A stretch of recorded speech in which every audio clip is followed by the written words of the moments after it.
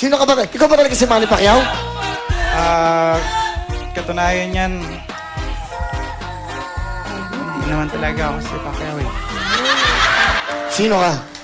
Ginagawa ko lang to kasi trabaho ko. So, ano ibig mo sabihin sa amin? Kasi okay ka naman, nagpapasaya ka naman, di ba?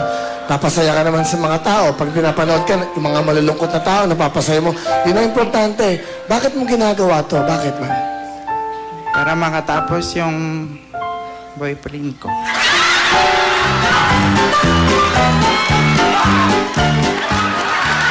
So, may boyfriend ka, Manny Pacquiao? Pacquiao? Boksingero ka, di ba? Hindi naman nga ako si Pacquiao eh. Sino ka ba talaga? Sino ka talaga? Bali, ako si Po. Po. Nagmahal kasi ako. Gusto mo ba sabihin, ano gusto mo sabihin sa lalaki minahal mo? Kausapin mo siya sa camera. Manny, lumapit ka sa camera. Alam mo,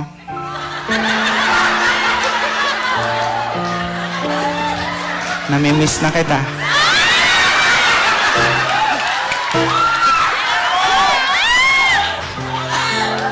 Naalala ko yung ginagawa.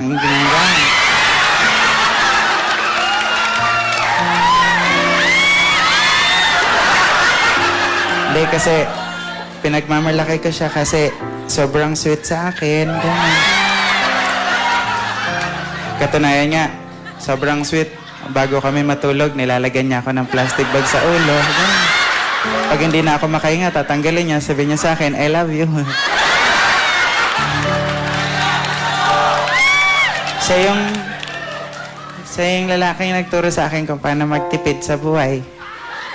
Katunayan, pagkakain kami, ang ulam niya, pork chop, ganun. Sa akin, ketchup. Ayan.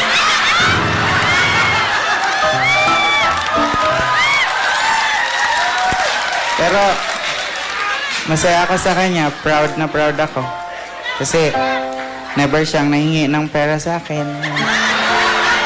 Kung sana lang kumukuha sa wallet ko.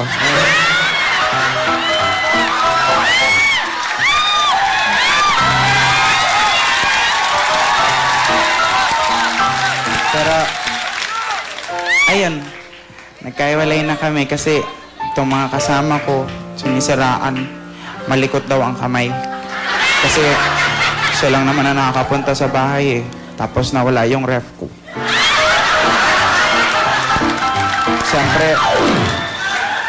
Siyempre, hindi ko naman siya pinagbintangan na magnanakaw.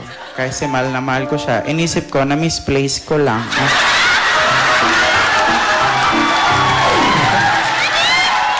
Pero, Manny, last part, yung parting words mo na, yung gusto mong sabihin sa kanila. Ito na pinaka gusto mong sabihin sa kanila. kung nasaan ka man, diyan ka na lang.